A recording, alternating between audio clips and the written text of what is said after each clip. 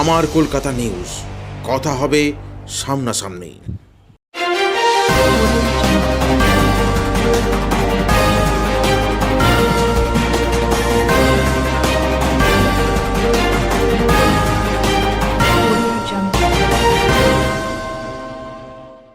হুগলির সিঙ্গুর থানার অন্তর্গত সিঙ্গুরের নসিবপুরে চাকদা থেকে তারকেশ্বর জলযাত্রীদের খাদ্য ও পানীয় জলের পরিষেবা দিতে এসে এক পরিষেবাকারী পুকুরের জলে ডুবে মৃত্যুবরণ। মৃতের নাম সুমন দাস, তার বাড়ি উত্তর ২৪ পরগনার চাকদায়। সিঙ্গুর থানার পুলিশ মৃতদেহ উদ্ধার করে ময়নাতদন্তে পাঠিয়েছেন। তবে এই ঘটনার পর চাকদা থেকে যারা পরিষেবা দিতে এসেছিলেন ২০ জনের দল সহ পরিষেবার জন্য যেসব খাবার তৈরির জিনিসপত্র ও পরিষেবার চাকদা থেকে যে গাড়ি করে এসেছিল সেই গাড়ি আটক করেছে হুগলির সিঙ্গুর থানার পুলিশ।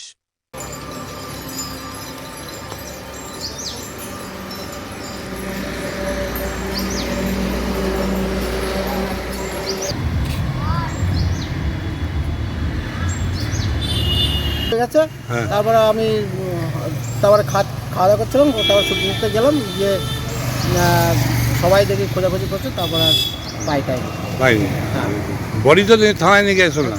এই দেখে একটুখানি আগেই পেলো, দেখলাম আমরা। আমি প্রথম থেকে আমি কিছু জানি না এই হচ্ছে ব্যাপার। এসেছিলেন কোথা থেকে আপনারা? আমার বাড়ি হচ্ছে ২৪ পরগনা, যেখান থেকে বেলেবাজার থেকে এসেছিল। মানে আপনারা সবাই কোথা থেকে এসছেন পরিষেবা দিতে? বেলেবাজার থেকে। কী কাজে এসেছিলেন আপনারা? ওই জল দান করতে, ছোলা দান করতে। আর যে মারা গেছে তার বাড়ি কোথায়? তার বাড়ি নাকি শুনলাম বেলে, আমি ঠিক ওনাকে চিনি না ছেলেটাকে, যেহেতু মানে বিভিন্ন জায়গার লোক আছে তো, আমি ঠিক ওনাকে চিনি না। পুকুরের ঘটনাটা চান করতে এসেছিল দু ব্যক্তি। দু ব্যক্তি চান করতে এসে এক ব্যক্তি নেবে ডুবে যায়, তখন ওকে খোঁজ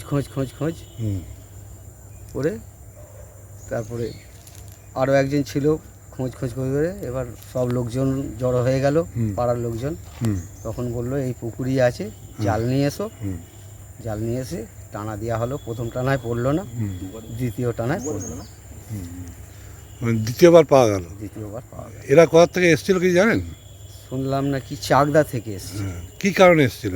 এরা জলযাত্রীর খাওয়াতে এসেছিল। তার কাছে জল যেতে হবে। তো এই পুকুরটা কার? পুকুরটা কার? পুকুরটা হচ্ছে বলাই ঘোষের ৪ ভাইয়ের। আচ্ছা।